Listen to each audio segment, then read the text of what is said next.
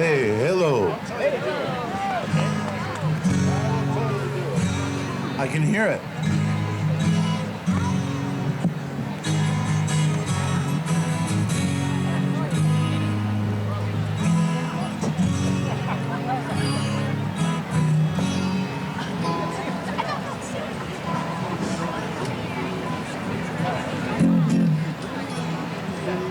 Green stage, the Maritime Show continues with a very special treat. It's Ivar's special show featuring Paul Dorpat as MC and the Halibuts with 1T, Jon Pfaff, Stan James, and Alan Hirsch. All right, well, thank you. As you've just heard, can you hear me okay on this mic? All right. Well, this is very appropriate that at the Maritime theme for Folklife that we spend some time considering the songwriting, folklore accumulating, and other performing qualities of Ivar Haglund.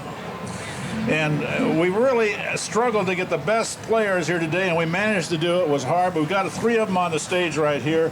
And for this event, they've agreed to call themselves the 3 Halibuts, and you'll learn why. It's named after actually a song called Hail to the Halibut, which we're all going to sing together. No, well, they see there are. They can't help but break into song. There you go. There they go. Don't say mean but all hail to the Halibut. Very good. All right. Now, if the Halibuts, if the 3 Halibuts will please stand up, we're going to see something revealing on the back of their these very costly uniforms. You notice the expression "cleave clam." Not only do we see here that stay there. We see here the namesake Halibuts right here, but we also see "keep clam." Now that's that mantra that Ivar coined. His funky saying, and the way that Ivar kept clam was that he sang. He always loved to perform. So now, guys, sit down. Okay, sit down again. Now, before we get on, and by the way, one of the things we're going to do today is we're going to actually hear Ivar sing.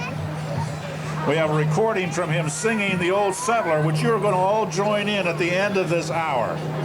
But for right now, we got to do a little more detailed description of our distinguished performers. And to do that, we're going to have the stage manager, Pliny Stevens, help us. Pliny, come on forward here.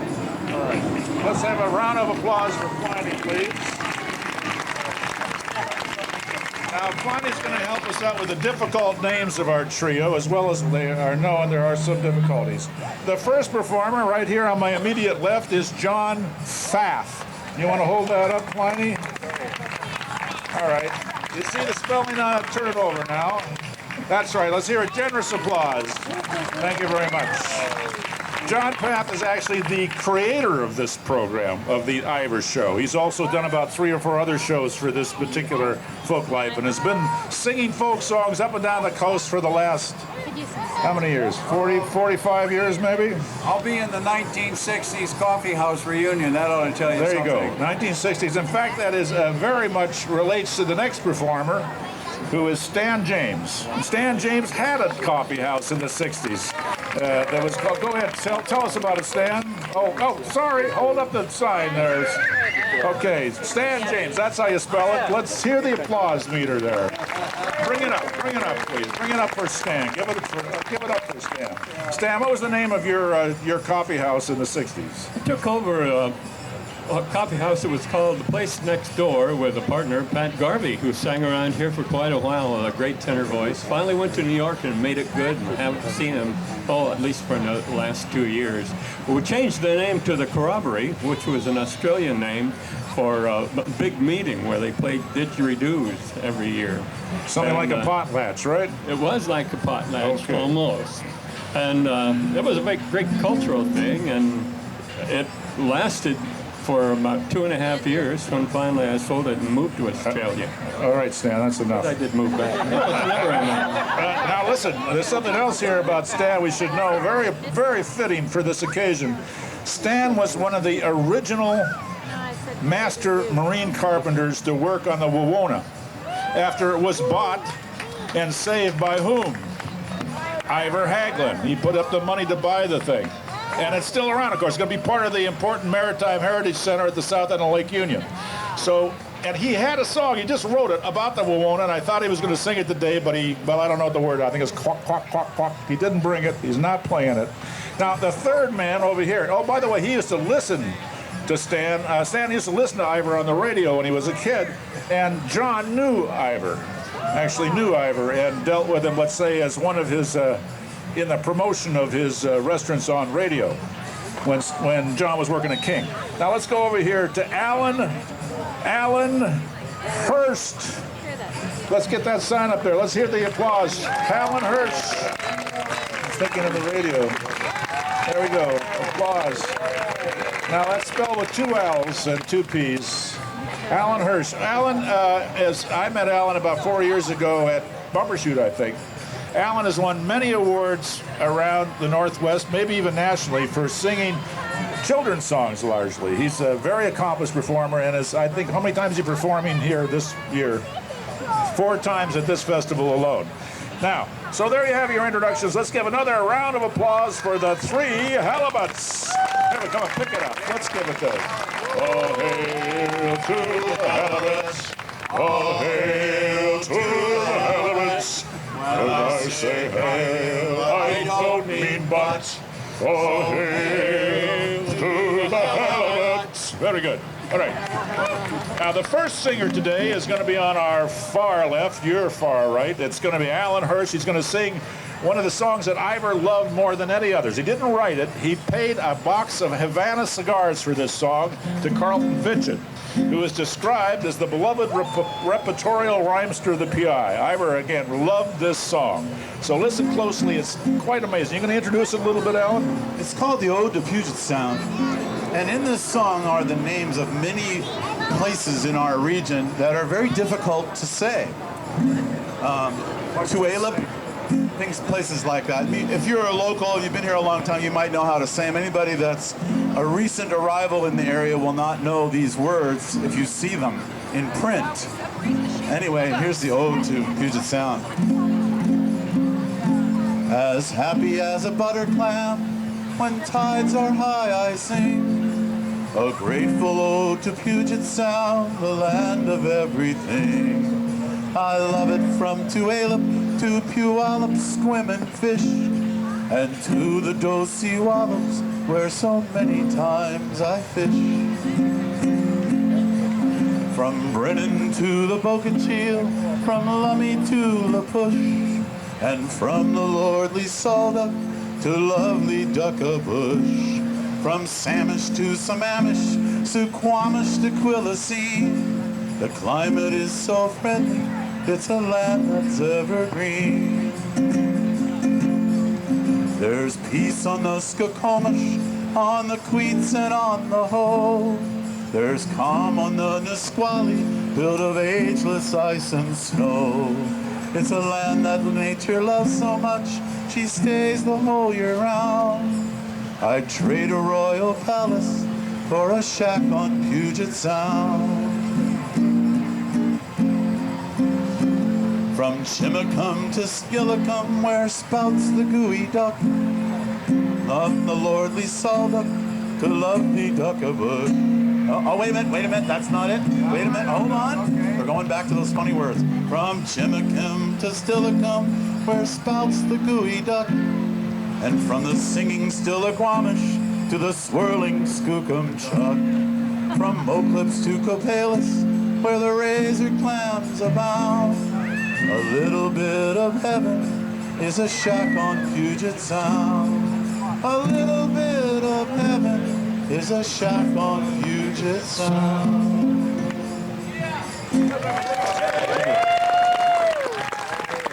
All hail to the halibut.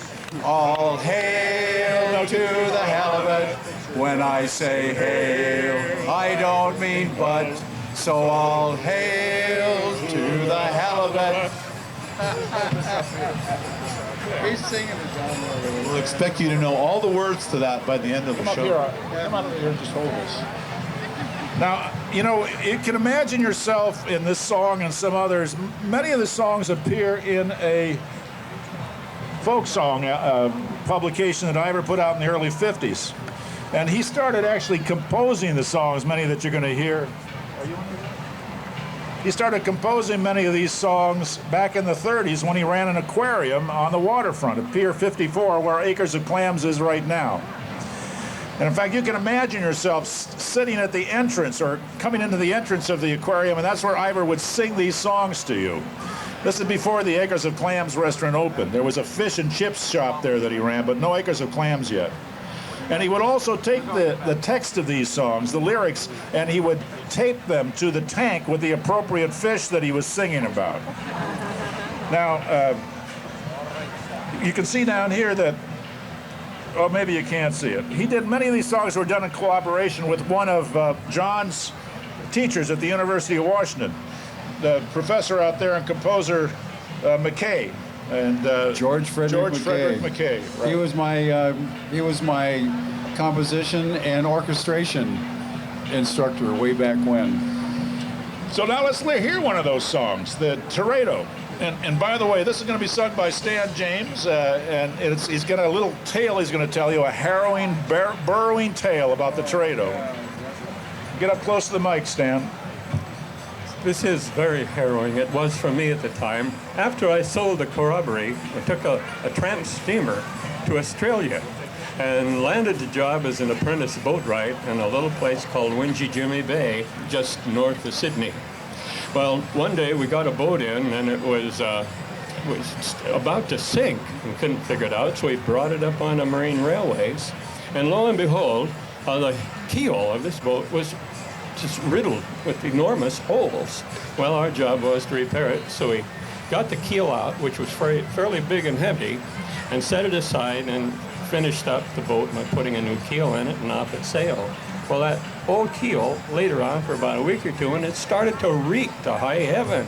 So we decided to get rid of it, and it was too heavy to move, so we cut it up into a couple pieces. But actually, when we cut it up, we found these enormous creatures inside, and they were 7.5 feet long, and they looked like...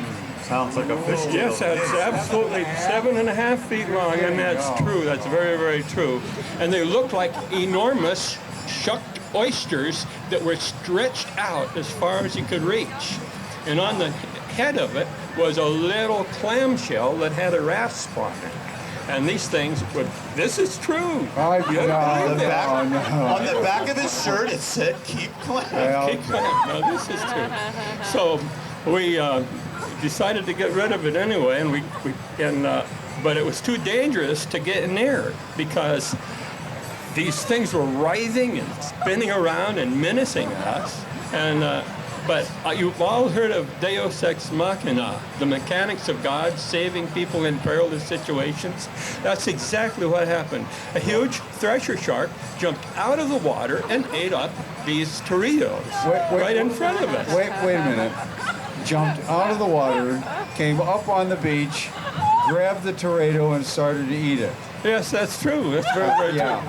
And so off it was splashing back into the water, and it was a terrible sight. All this foaming and things, and it finally wound up across the beach, dizzy from all this spinning and stuff, and it grounded itself in a small muddy island out in the middle of the bay.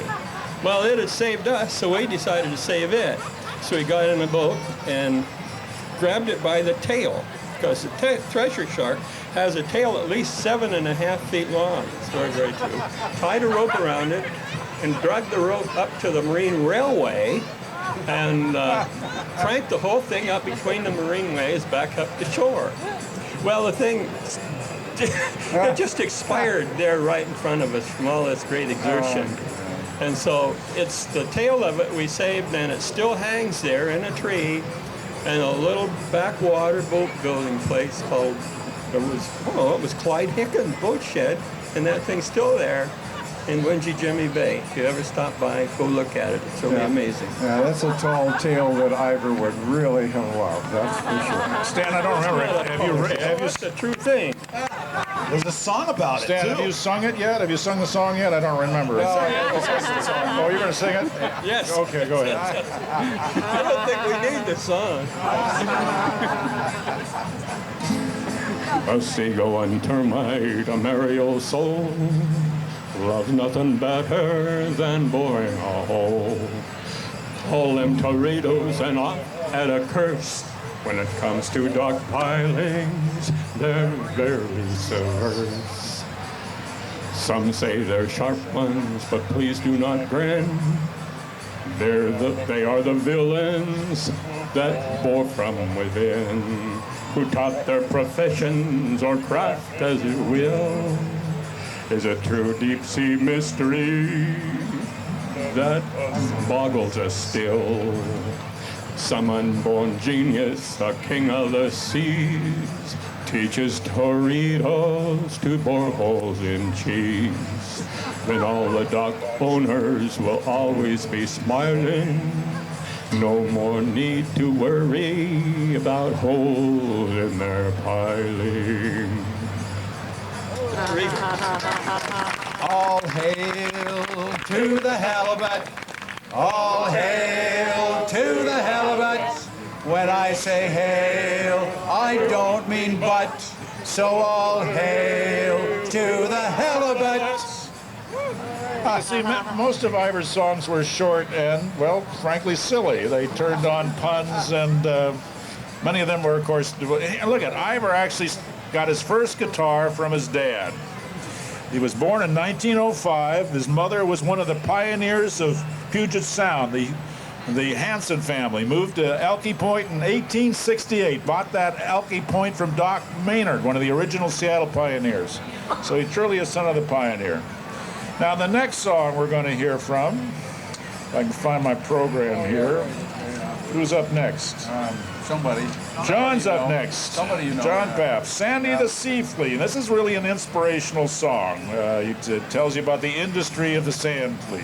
Are you ready, John? Well, I have to find the words here first. John is going to cheat a little bit. I haven't had 17 hours. In the last year of his life, 1984, Ivar brought out a reprint, pretty much, of the earlier publication he put out in the 50s. And here it is right here. And he came out with a tape also of him singing it. So you got it open? Here we go. Ready to go. All right. All right. According to Ivar, and he always said that he loves all God's little sea urchin children, the sand flea's a Superman amongst mites and midgets because he works and he jumps the whole day long. And Ivar says, it's if the jumping and all of that bouncing around makes him seem industrious. But he does do good work in that he tends to clean up some of the detritus on sandy beaches. Oh, Sandy the sand flea's a right strong man. He works all day as hard as he can. He shows by his work what he does preach by cleaning up the bathing beach. Oh, durn-a-do-a-do-a-day. Oh, durn-a-do-a-daddy-o. Oh, durn-a-do-a-do-a-day. It's a toast to Sandy, the little sand flea. A powerful creature, his legs are strong. He works and he jumps a whole day long. This may sound strange, but still it's true. He's a Superman and Popeye too. Durn-a-do-a-do-a-day. Oh, durn-a-do-a-daddy-o. Oh, durn-a-do-a-do-a-dee. It's a toast to Sandy, the little sand flea. To Sandy the sand flea I tip my hat, a regular man for all of that. No bigger than mite has ever been found in all this land of Puget Sound. Oh, durn-a-do-a-do-a-day. Oh, durn-a-do-a-daddy-o. Oh, durn-a-do-a-do-a-dee. It's a toast to Sandy, the little sand flea. All hail to the halibut. All hail to the halibut. When I say hail, I don't mean but. All hail to the halibut.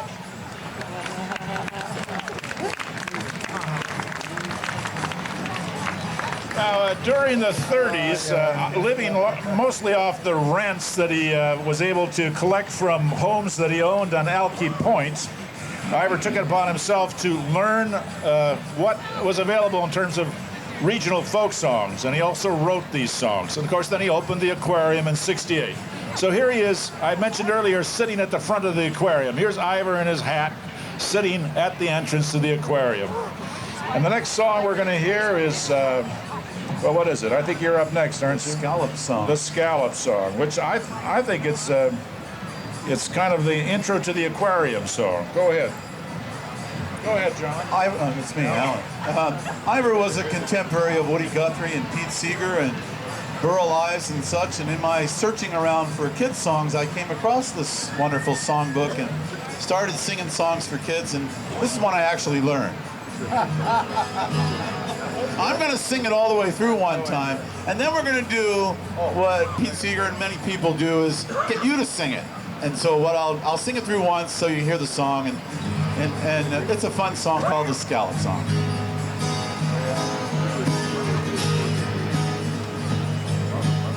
Deep in the waters of Puget Sound, many strange things can be found. The octopi and sea cucumber, many strange things beyond number. But there's one that you should know. For a clam, he's not so slow. He does dances at a gallop. He's our little friend, the scallop. He can cut a deep sea rug. He's the original jitterbug. Deep in the waters of Puget Sound, many, many strange things are found.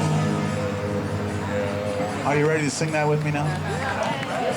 That was tough, right? Okay, here we go. I'm going to say one line, and I'm going to leave a space in there for you to fill in. Just repeat my lines, okay? Deep in the waters of Puget Sound, deep in the waters of Puget Sound, many strange things can be found. Many strange things can be found. Octopi and sea cucumber. Octopi and sea cucumber. Many strange things beyond number. Many strange things beyond number. But there's one that you should know. But there's one that you should know. For a clam, he's not so slow. For a clam, he's not so slow. He does dances at a gallop. He does dances at a gallop. He's our little friend, the scallop. He's our little friend, the scallop. He can cut a deep sea rug. He can cut a deep sea rug. He's the original jitterbug.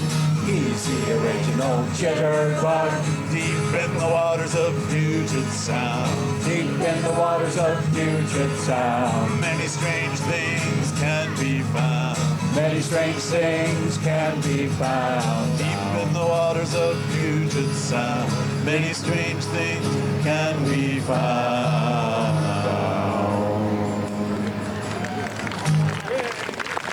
Thank you. Raise your hand if you're here. There's a lot of people that aren't here yet. We better start all over. Now, Alan mentioned Woody Guthrie. Actually, the inspiration for folk singing for Ivar Haglund was Woody and many others. He was encouraged by his friends Mark Tobey and Ken Callahan, the folklorists, the Paul Bunyan folklorists, Jim Stevens, who lived here then. They would get together and sing folk songs together.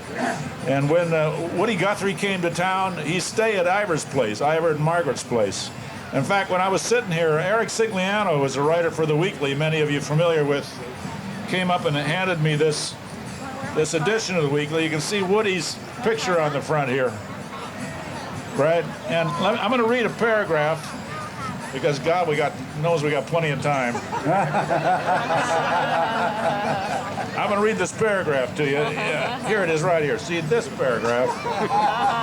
He says, Eric says, Pete Seeger and Woody Guthrie found luxury digs at the big West Seattle home of an erstwhile folk singer who made good, Ivar Haglund. Ivar's wife, Margaret, was a WCF leader, and Ivar supported the movement, but he was mainly busy with a more mercantile venture, a small waterfront aquarium that later blossomed into a seafood empire. Seeger still remembers Ivar's, quote, little radio program where he sang funny little songs about fishes to promote the aquarium. It was called Around the Sound with Ivar Haglund. Ivar describes their meeting as, quote, one of the most interesting times of my life. I think I got him on the air a couple of stations. And they swapped songs, and Ivar remembers teaching Pete Acres of Clams, which is the old settler, which you're all going to sing with us in a moment. So teaching Pete the Acres of Clams, and James Stephens, the Frozen Logger. Remember James Stephens, the Paul Bunyan author? Seeger thinks he taught Ivar's Acres of Clams, but he certainly didn't. I can guarantee it was Ivar who taught Seeger the Acres of Clams. And thus he gave Seattle a household word. And that ends the paragraph. Hope it was edifying. Now, the next song, if I got to get my program. This is true folk history. True folk history. Yeah. True folk Now, history. stand up here, Pliny.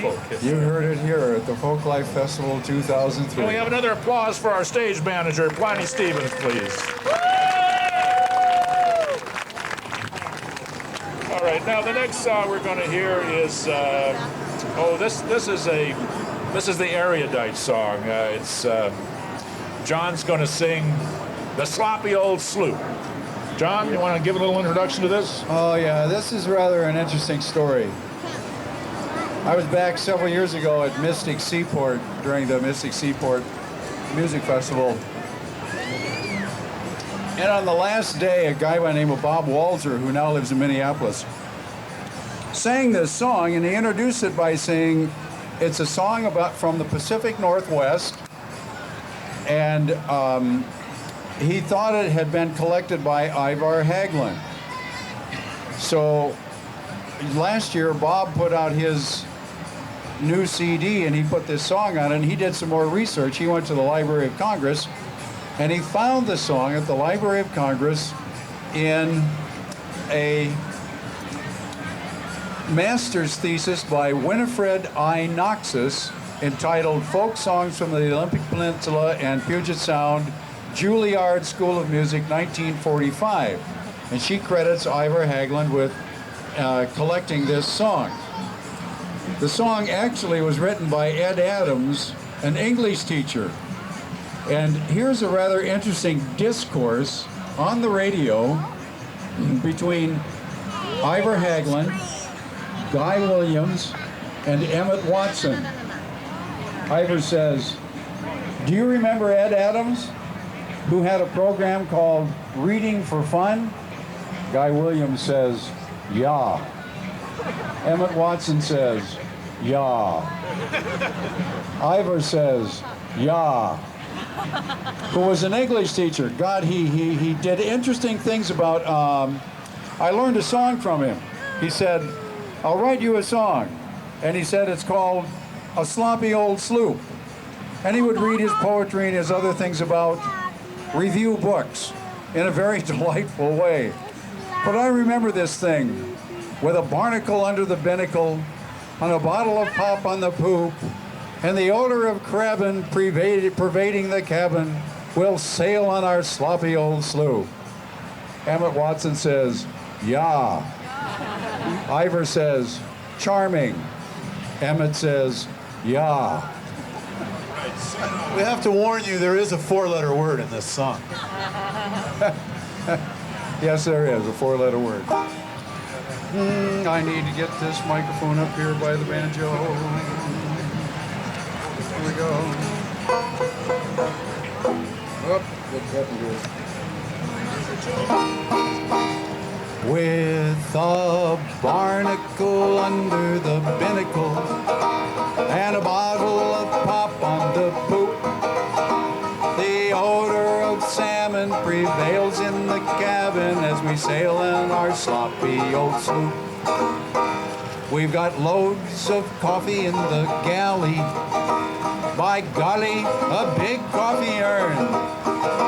3 times daily the dishes are washed by the fishes that swim from the stem to the stern.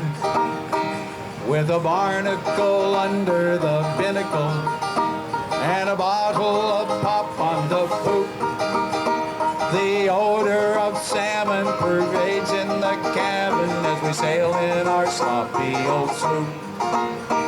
Our skipper is dirty and stocky, encrusted with the salt of the sea. He causes a rumpus by kicking the compass and yodeling Mother Macree. With a barnacle under the binnacle and a bottle of pop on the poop, the odor of salmon prevails in the cabin as we sail in our sloppy old sloop. Now get prepared, because there's a big word here that would be worthy of a master's thesis. So it's over the querulous current. We'll go wherever we're blown, and in spite of the motion, we'll conquer the ocean in the sloppy little sloop of our own. With a barnacle under the binnacle and a bottle of pop on the poop, the odor of salmon prevails in the cabin as we sail in our sloppy old sloop. Right. Let's hear it for us. We're not through yet, but it's about the halfway. Let's hear it for the Halibuts. Stand up once again. Oh, yeah, right. We're not through yet. Stay with Hail to the halibut. Oh, hail to the halibut. When I say hail, I don't mean but oh, hail to the halibut. By the end of this performance, we're actually going to be able to sing that in unison and in tune. I promise you that. Now, we already read the quote from Eric about the radio show, and we actually have pictures here. Plany's holding 4 pictures of Ivar relating to his radio show. It went on for throughout the 40s, and then he went into TV. In fact, many of you probably heard Ivar on TV or saw him. Now, that voice really had very little to do with the young voice of Ivar, even the voice from the 40s. And remember, he was singing at a drop of a hat from the time he was like 7, 8 years old. He would tell jokes and tap dance and sing for his dinner in his neighbors' homes. Now, I believe that this is the time. No, we're not ready for the mystery performer yet. Is the mystery performer here? He's here. Well, we're not quite ready for the mystery performer. Rather, we're going to have Stan. Stan, you want to do run? You want this mystery performer on the run? What do you want to do? You want the mystery performer? I'll go now. You're going to go now. Okay. Stan's going to sing for you the song Run, Clam, Run. Actually, he's not going to sing the whole thing for you. He's going to sing part of it. Is that right, Stan? I'm going to sing the whole The whole song. All right, here we go. Here's Stan James doing Run, Clam, Run. Well, this song is about a clam, but it's not just a normal clam. This is a gooey duck clam. And several years ago, I used to go after gooey duck when I was a kid. But you could only get them on a minus tide. And we go out with a 5-gallon bucket, and we'd cut the bottom out of it so it was just the cylinder, and we would push that down in the sand and go for digging, and eventually we'd come at it. And their necks are enormously long. As maybe you've seen them in the public market. They're great appearing clams.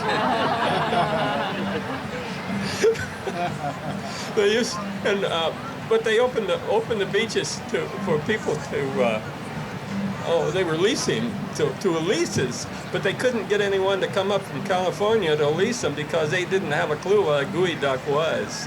So at that time, the state started calling them king clams of all things, but I still think they're gooey ducks.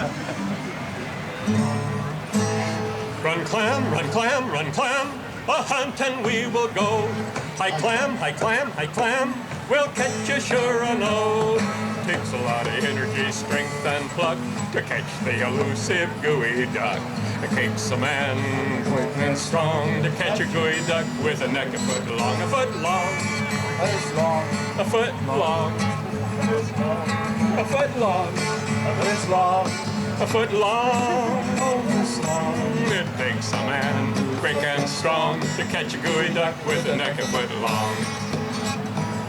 It takes a man who's quick and strong to catch a gooey duck with a neck a foot long.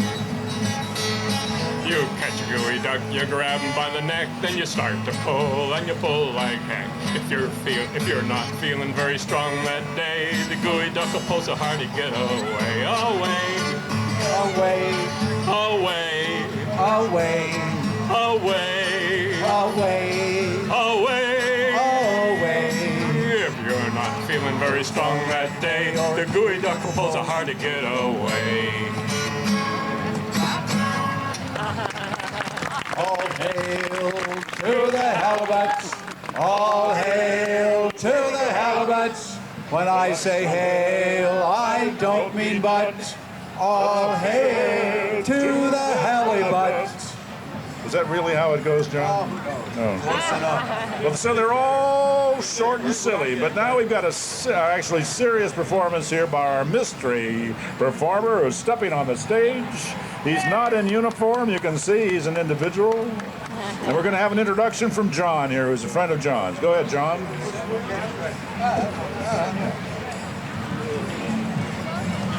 On my left is the very distinguished author, poet, singer of songs, a publisher, writer, Fisher type person, John Van Emmerongen. Give him a hand. Thank you, John. This is an A. If you don't want to play it, it's an A. Yeah, okay. So, this song about oysters, I sang this up at the shucking contest yesterday. I sing it at the Oyster Olympics put on by Anthony's restaurants every year. One little story about Ivar that people haven't told so far is kind of what you would have to call biographical. It's about he had a rule, I think, on clam nectar that married men could only have 3 cups of clam nectar at the place. And this has to do with some particular quality. Wait a second. They could only have 3 cups of clam chowder without their wife's permission. Oh, that's correct. Yes, yes. Excuse me.